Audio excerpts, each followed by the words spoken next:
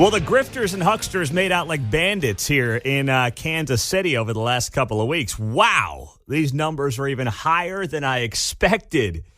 Good morning. Happy Tuesday. It is raining across much of the metro. It will be for the next couple of hours. Appreciate you being here on KCMO 95.7 FM. If you haven't yet, hit that preset on your radio dial. So $6 million and counting. That is the amount of money that the Royals and the Chiefs spent on their push to get that 3/8 cent sales tax continued for 4 decades and to lose by 16 points. $6 million. We thought it was going to be maybe 3, 4.5. They kept dumping more money in down the home stretch. But the total we've got so far is about $6 million. And if you're sitting there saying to yourself, gosh, these are some tough times. Inflation's eating away at my dollar. I'm trying to pinch pennies around every corner. Well, let me tell you where to go and who to go to in town, because there are some groups and some individuals who just made out like bandits for doing absolutely nothing. Some of them have had grifts going on here in Kansas City for years, and they basically scream about racism, put their hands out, say, give us money, and people fall for it every time. And in part, I get why people do it. They want to play nice politically with certain power players, but it is a total losing effort anyway. And here are some prime examples. So of that $6 million, Freedom Inc. here in Kansas City got $255,000 from the Royals and the Chiefs. That is led by Gwen Grant. Freedom Inc. here in Kansas City, as they call themselves, is a political organization that is responsive to the needs, issues, and concerns of the African American community. That's what they've called themselves for their decades of service here in town. And at the very last minute, it was towards the 11th hour, they basically said, if you want to buy our vote, you can. And the Chiefs and the Royals thought that they should buy their vote. Now, I'm annoyed. I'm annoyed with the teams because they fell for it. Because I could have told them, I think anybody with common sense hanging around Main Street in this town could have told them going into this thing that this was going to be a bad investment and that Freedom Inc. in this specific situation was not going to move the needle like the teams thought they might, or like they would in a different election, maybe a municipal election where they've got weeks to try to engage their voters. That's not in large part what they did. They weren't doing a lot of that leading up to this whole thing. But they'll happily take $250,000 for who knows what. But they'll take the money. Sure, they will. And that's exactly what they did. They just fleeced Clark Hunt and John Sherman for $250,000. And, they'll put it back into the organization. Wink, wink, nod, nod. Now, elsewhere. How about this? So that was the donation to Freedom Inc. All right. And then there were 3 campaign committees with close ties to county legislator and Freedom Inc. board member Darren McGee. So this guy, Darren McGee, is on the Jackson County legislature, former state rep. And you sit there and you say to yourself, okay, well, isn't this a little fishy? Well, yeah, it very much is a little fishy. Here's the deal. This is from the Kansas City Star. Records show that $20,000 of that was contributed, of the $255,000, was contributed to 2 Darren McGee affiliated committees 2 days after the election. Sheesh. There's another, tens of thousands of dollars going towards committees and organizations that have connections to Jackson County legislators. Boy, that stinks to high heaven, does it not? Isn't this thing starting to feel slimier by the day? And by the way, just so we're, since we're keeping score at home here, the cost for the Vote Yes effort, which lost by 16 points, was about $6 million, or $105 per vote. Now, for the opposition, for the Vote No side, the money's there, not a lot of it.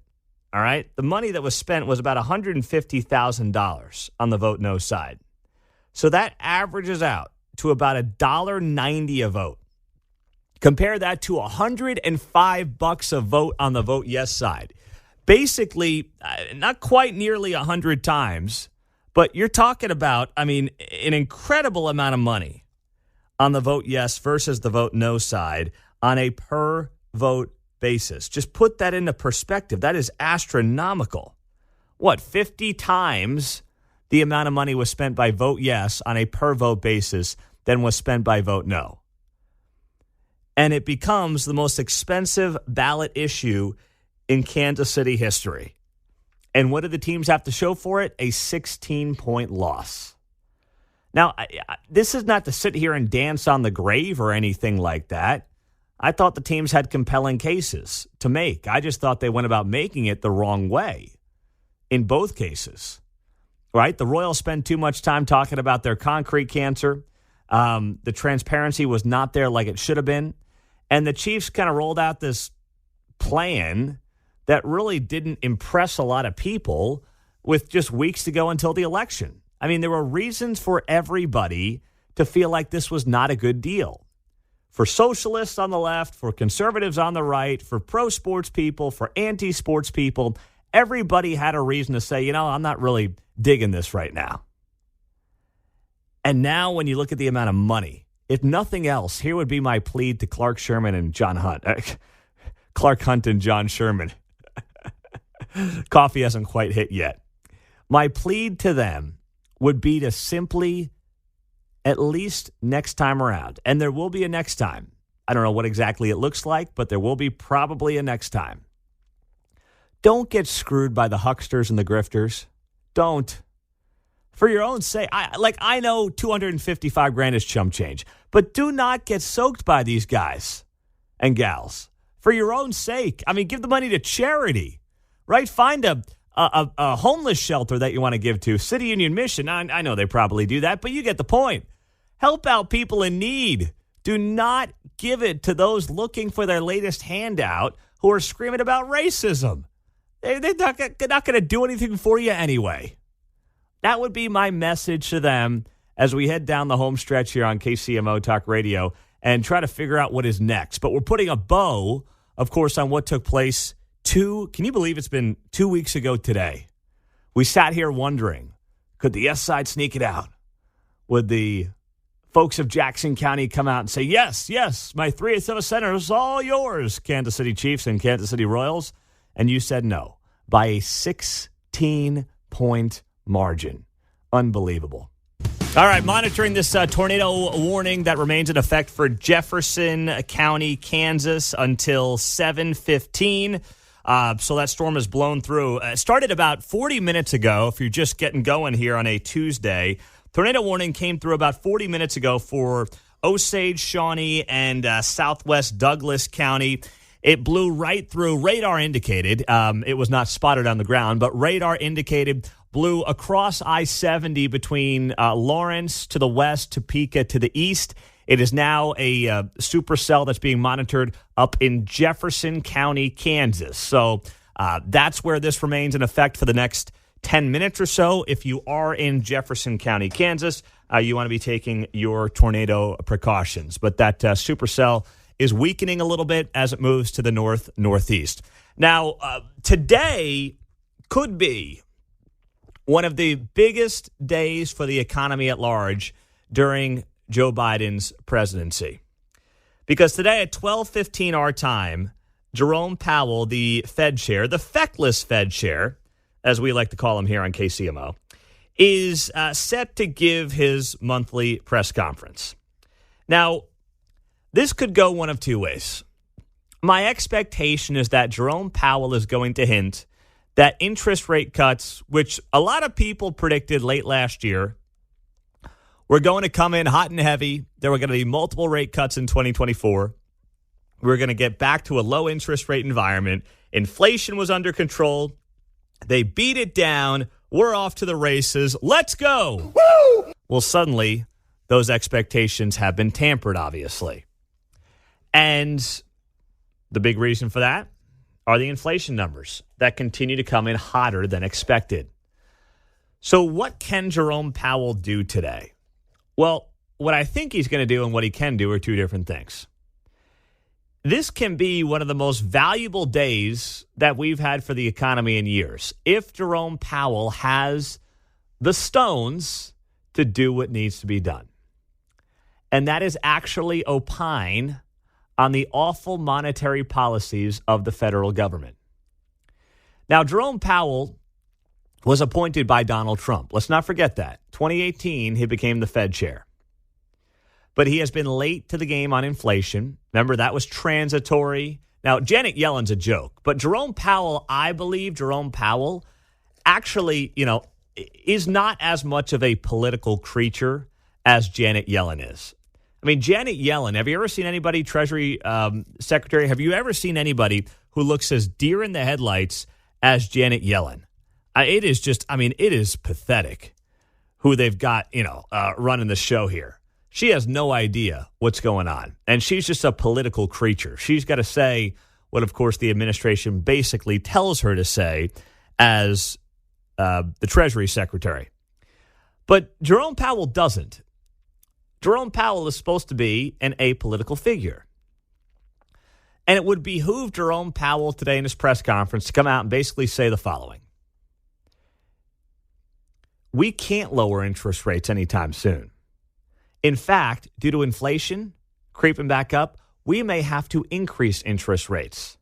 Basically, I want to see Jerome Powell today give an economics 101 speech during his press conference at about 12:15 Central Time. That's what I want to see. Because too many people in Washington, D.C. don't even understand basic economics. They don't get it. And by the way, that includes Republicans. Like, this is not exclusive to Democrats. We have $35 trillion in debt. 20 years ago, it was right at about $5 trillion. We've 7x'd our debt in the last couple of decades. It is a completely unsustainable path, and the government spending has in large part resulted in this inflation that is making the middle class poorer, that is basically destroying what's left of the middle class in this country as we continue to progress towards a country of the haves and the have-nots. That's what's going on. And yes, I mean, we know that Democrats like spending money much more than Republicans do. We understand that they want to fund every pet project they can. But, Republicans aren't serious about this either. They're not.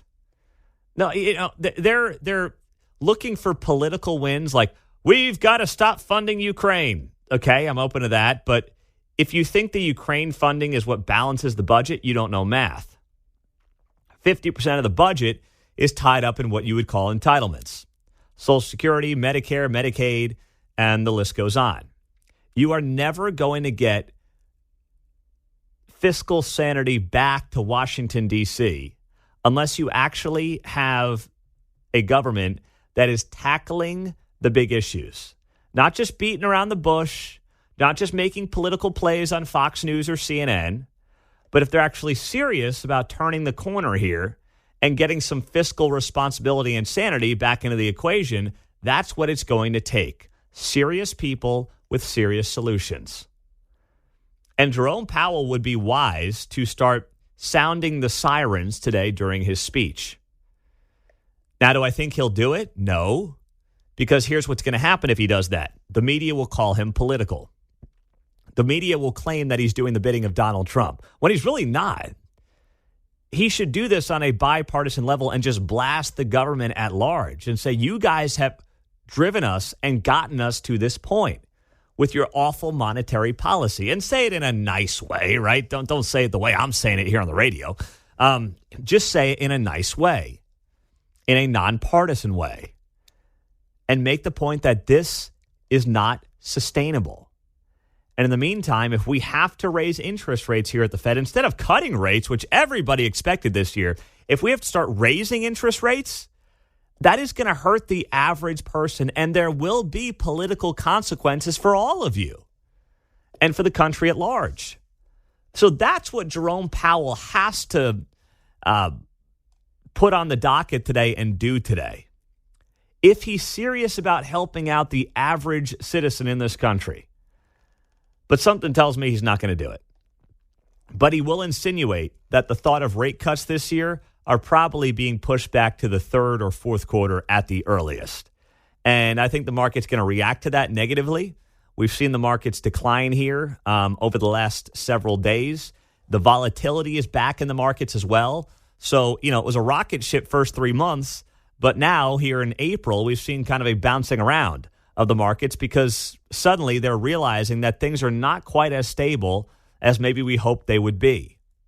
And that's what's created this just strange month of April when you look at the markets at large. But 12:15 today is going to be the big press conference for Jerome Powell. And Taylor Riggs is going to join us at 8:50 this morning, just after Tirade Tuesday, to preview Jerome Powell's press conference today. She does a great job for Fox Business, and Taylor Riggs will be here at 8:50 this morning on KCMO. Also, 1 hour from now, a local high school student is going to be on the show because he infiltrated the Olathe Northwest Satan Club. So he infiltrated the Olathe Northwest Satan Club. That, remember, got a lot of attention in the news, and he's going to be here to talk about it. His name is Max Pacheco, and he's a senior at Spring Hill High School. I cannot wait for that conversation just after 8 o'clock this morning on KCMO and find out what he learned after infiltrating the Satan Club there at Olathe Northwest. So don't miss it here on KCMO 95.7 FM. 913-408-7957. It's 7:14. That tornado warning should be expiring momentarily for Jefferson County, Kansas. And in case you missed the eclipse, this is what it looks like outside. Who needed to go to, Cincinnati, Ohio? I got it right here. That's Great. what I thought when I experienced one. I go, well, this is kind of like a thunderstorm. Yeah. Okay. Well, that's good enough for me. I saved a lot of money not Airbnb-ing, in Cape Girardeau last week, right? Yep. Here it is outside your window. Here we go. Oh, man. Now, speaking of Jerome Powell, he made it on Jeopardy last night. And it's amazing to me how people had no idea how to answer this question. I probably can answer 1 out of 20 Jeopardy questions. But this goes to show you, some people have book smarts, but they have no street smarts. We'll get to it and get to you next on KCMO 95.7 FM. Nice job there by Billy O. Of course, we got a national panhandler radio affiliate here in town that also likes to pretend that it is non-biased news. Of course, we know it well is very much biased news. Just look at how they drop in my mentions all the time. But anyway, good job by Bill there on KCMO Talk Radio. The tornado warning that was involved and was set for Jefferson County, Kansas, expired here in the last few minutes. So now it's just a severe thunderstorm warning as it moves out of Jefferson County. So it's been a busy hour and change here on KCMO. We started with a tornado warning that began. It was a radar-indicated tornado warning that began down in Osage and Shawnee and southwest Douglas counties, moved across I-70 through Douglas County just west of Lawrence, moved into Jefferson County, and just expired here in the last few minutes. So back to, I guess, somewhat normal programming on KCMO, but still, the weather is obviously something we'll be watching throughout the morning on 95.7 FM. So was just talking about coming up today at 12:15, Jerome Powell's got this big press conference for the Fed, and he would be well-suited to just lay into the federal government and say, you guys spending like a bunch of maniacs is not helping us try to get this inflation under control, because the Fed can only do a couple of things. Really only one thing. They can raise interest rates and lower interest rates. That's really it. That's what they can do. But if there's terrible monetary policy, all they can do is try to combat it. So I would like to think that he would have some backbone today, but I don't have a lot of confidence in that. But ironically, Jerome Powell found himself an answer on Jeopardy yesterday. Here was the question. What you earn on your savings account and what you pay for groceries are partly in the hands of this man, Fed chair since 2018. Who is Jerome Powell? Now, it's a bad question. It's a bad question. Jerome Powell has nothing to do with your grocery costs. Now, I don't expect Jeopardy to be like, who's the blowhard who's had such terrible policy the last 4 years, your groceries are up 20%.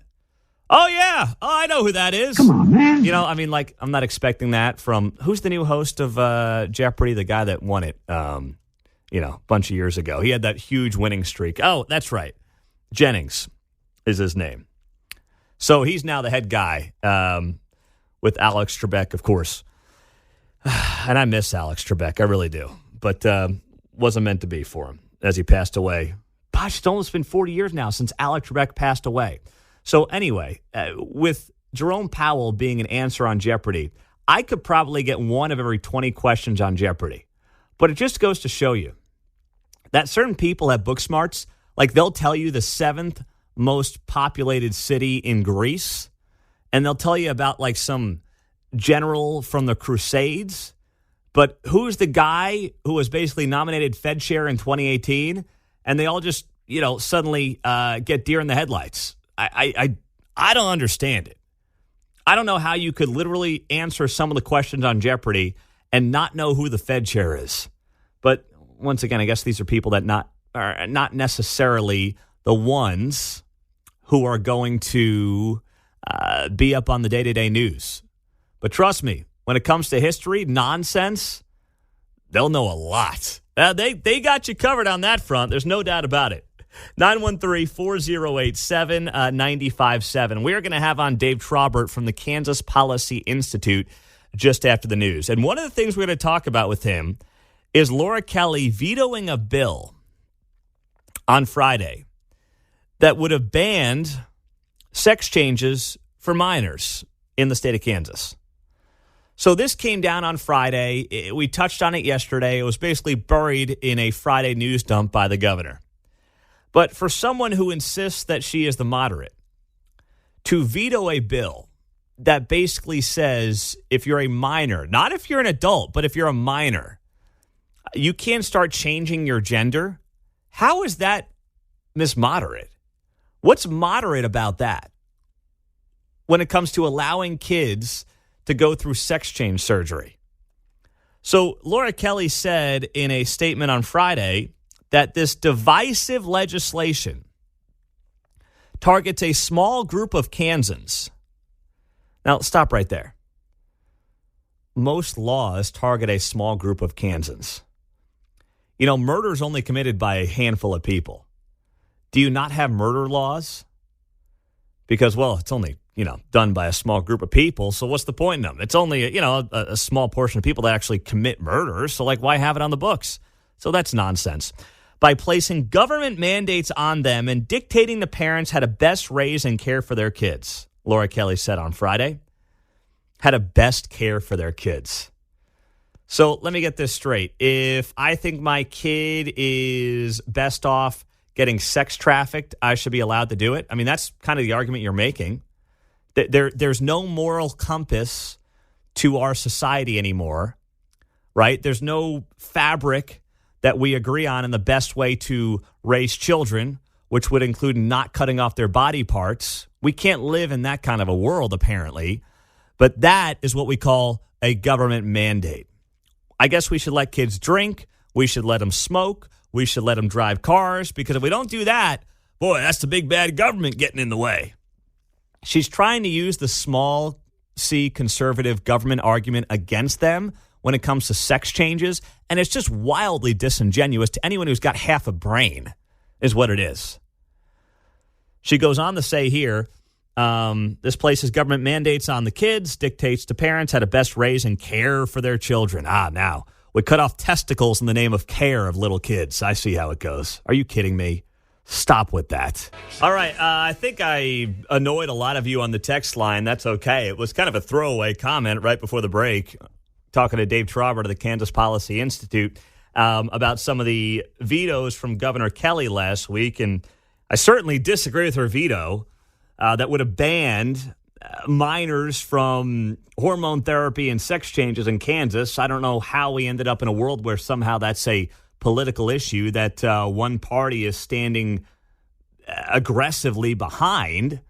But then the other one that came up there was the state passing a bill that would have prevented municipalities from doing things like putting in plastic bag bans and advocating for paper straws. I hate paper straws. But at the same time, that's one of those things that, like, cities, if they want to pass plastic straw bans, I don't see the state as the vehicle to block that from happening. I know they legally can. I mean, everything is a product of the state, right? Municipalities don't exist without the state. But I'm kind of like, if Lawrence wants to pass a plastic bag ban, then let people decide whether or not they want to shop in Lawrence. I mean, I think it's ridiculous, even though I try to use as few plastic bags as I can in my own life. But I'm just kind of like, I don't know. Is that really worth our time at the state level? Jason is on KCMO at a KCK. Hey, Jason, good morning. Good morning, Pete and team. Yeah, I'm extremely annoyed by Lawrence's plastic bag ban, and so are the retailers I've talked to too. I've actually stopped shopping there. I have to go to up in Leavenworth or KCK or somewhere else to do my shopping. For one thing, my grandmother uses those plastic bags for things around her house and things like that, and it's just an extremely inconvenient thing, and I just don't think that they should. What are the retailers allowed to do that. What are the retailers saying out there in Lawrence? It was something that was, from what I'm understanding, honestly, it was something that was snuck in that nobody really knew about until the last minute. Like they passed it, and even the reason. Then so they were literally like, I talked to the manager at Walmart, and they were like scrambling, like they literally were just throwing. They got this big order of these paper sacks in, and they were just throwing them out there, ripping because it was like a last minute deal that. They just got this stuff in, and it's a real inconvenience, and I just don't think that's something that should be up to the retailers if they want to do something like that. I don't think it should be a city or a state thing. I kind of agree with you, but in a way, I do wish somebody would step in and say, hey, there needs to be some kind of So what is control Walmart now has what, paper bags? In Lawrence, yeah. Yeah, in Lawrence. All the retailers in Lawrence. You go to PetSmart, and they were talking last time I was in there, they were going to do away with. They had some really nice recycled bags that I guess were appropriate, but they were extremely expensive, and they said they're not going to be there very long. So people are going to have to do boxes or sack up their cat food. And I'm not going to do that. Yeah. Well, you know what you could do, and thanks. You know what you could do, Jason? Keep those shoulders in shape. You just hold the dog food bag over your head as you're walking out of the PetSmart out there. That's what you got to do, man. All right. Appreciate it, Pete. Thank you. Appreciate that. Not sure you liked my workout idea. Okay. Anyway, Jim and hold on. Jim and Lawrence. Hey, Jim, you're next up on KCMO. What's happening? Hey, this is Kevin, not Jim. Oh, sorry, Jim. What's going on, buddy? No, you're all right. This whole plastic bag thing is quite ridiculous. I mean, my entire life, the last 35, 40 years, we've used plastic bags around our house for everything. Picking up dog crap in the yards, to trash bags in the bathroom, to trash bags in the kids' bedrooms, whatever. Now all of a sudden, I go to do a pickup order from Walmart or Dillon's or wherever, and all my groceries are just scattered throughout my trunk. No paper bags, no plastic bags, nothing. And none of us got a say in any of this. They don't do boxes or anything like that? No, nothing. This happened, I don't know, 5 or 6 times already since this whole plastic bag. So you got to listen to the show. I understand. And why are we the only city in the entire state or county or the whole area that's doing this? I can run to Eudora 5 minutes away, do all my shopping, get plastic bags. I can run to Baldwin 10 minutes away, do all my shopping, Topeka, Olathe, wherever. Mm-hmm. This is it's tough. And I get what you're saying, Kevin. And I know, obviously, you've been in Lawrence, it sounds like, for a long time. You know the makeup of Lawrence. But a part of me says, and it's not you, this isn't a message to you, Kevin, but to Lawrence in general. You get what you vote for with these lunatics on these city councils. Oh, I know. I wish people would actually pay attention and vote correctly instead of going off their feelings and actually vote to better our society. Yeah, well, ain't that the truth? Preach there. Thank you, Kevin. Thank you. It's all a government ploy, Pete. This is all designed to get you to donate money to NPR and PBS to get the tote bag that you can use over and over now at the stores. See, government conspiracy, Pete. We do have. Once again, I'm not some grainy Subaru driving weirdo, but I like to. If I can use 2 plastic bags instead of 3, I try to do it. We've got those bags that, Kate will use if we're, running into the food store or something like that. So, I think it's good to help out. But part of me also says, listen, these lunatic city councils, that's what you get, pay attention. Grandpa here speaking, back in the day when you had the choice, I was like, give me paper. I hated when we moved to plastic. Now we put 1 half pound of hamburger in a bag of plastic bag, right? Yeah, exactly. It's just relax. Some people do overdo it. I will say that much. Yep. Interesting. All right. Didn't think I'd set off a firestorm on that. Meantime, you got guys cursing on the air. But Mark caught it. Mark was on his A game there. He came around. Caught it late. We let the guy stay on the air. How about that? John is in Lewisburg. Wanted to chime in on Max Pacheco, young man who was just on KCMO 95.7 FM and was talking about his infiltration of the Olathe Northwest Satan Club. What's up there, John? Hey, how you doing, Pete? I want to say that I think the Gen Z generation has been underestimated, and a lot of the negative news is on a minority. And it's young men and young women like Max. And I know my daughter that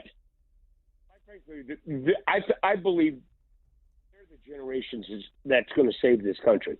They're the next greatest generation.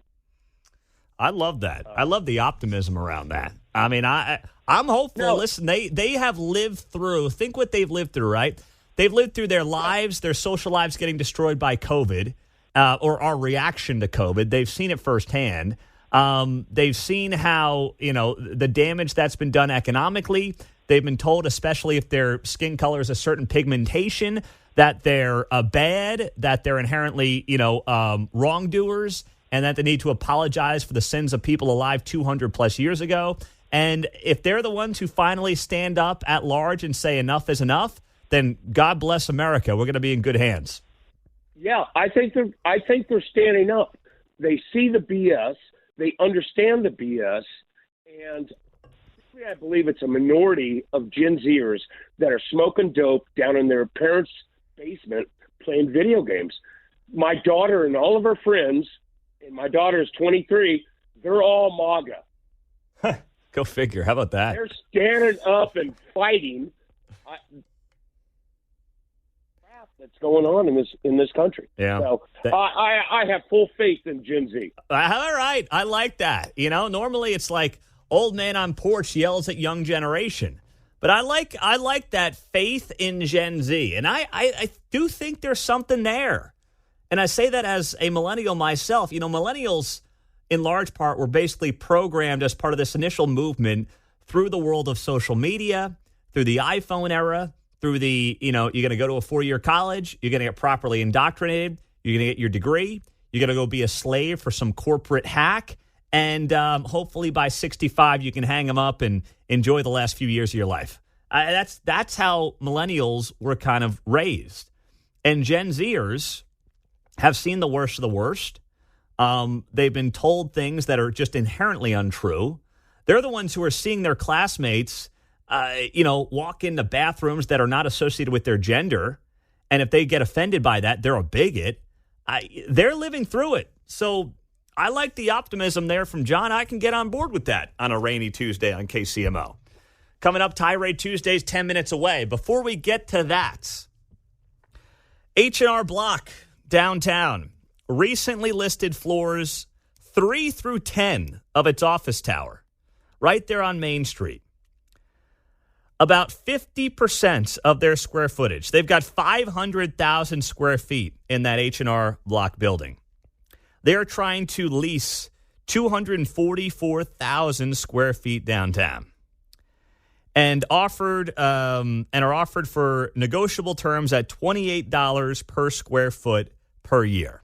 Now, I talked to somebody the other day who is heavily involved in commercial real estate downtown, and they said you can find decent commercial real estate at under $20 a square foot right now inside the loop, which is a damn good deal, and is down significantly from where the numbers were pre-COVID. So if you've got H&R Block under $30 a square foot in that primetime location, what does that say? Now, is this more about H&R Block that has been dealing with some issues here as of late? Remember, it was just a few weeks ago that it came out in a complaint from the FTC that H&R Block used deceptive marketing and unfairly deleted tax filer data. So they got themselves here into a little bit of trouble, it seems, in recent years. So I don't know how much of this is an H&R Block issue versus a downtown loop issue. Something tells me, like most things in life, it's probably a little bit of both. But I'll tell you right now, the price point is what is surprising to me downtown. That is one of the supposed crown jewels of commercial real estate downtown, that H&R Block building. And you can get it now for under $30 a square foot. And I know there's other places in that loop you can get for under $20 a square foot. And when you have, just supply and demand, when you just have suddenly 250,000 square feet of inventory come onto the market, that's not, because here's the thing. The other people who are trying to get $25 a square foot, they're probably now going to have to lower their prices. That's what's going to have to happen, because H&R Block out of nowhere just said, hey, we got 250,000 square feet to play with here. Come on in. Come on over. To tie this back to the Royals plans from a few weeks ago, was there ever demand for more commercial real estate downtown? Which was, of course, a big part of the Royals pitch. Residential, commercial, bars, restaurants. Now, it was scaled back from the original plans, but still. Was there ever demand in a post-COVID economy where people are working from home more frequently, they're working for themselves more frequently as the entrepreneurial spirit has picked up, they're not all flooding a downtown location and going to work in an office space anymore? Those days are over, and they're dying quickly, it seems. Not that people aren't going to an office, but they're not going to that downtown centralized location like they were 15, 10, or even 5 years ago. Was there ever demand for more commercial real estate, which was part of the team's pitch? I don't think there ever was, and I questioned that from the get-go when it came to their plans. Unless they just assumed if you build it, they will come, and people are going to want to go to an office space near a baseball stadium, which I frankly think is highly overrated. So this tells me, you wonder if something like this, with more commercial inventory popping up, also sends the Royals back to the drawing board in some capacity.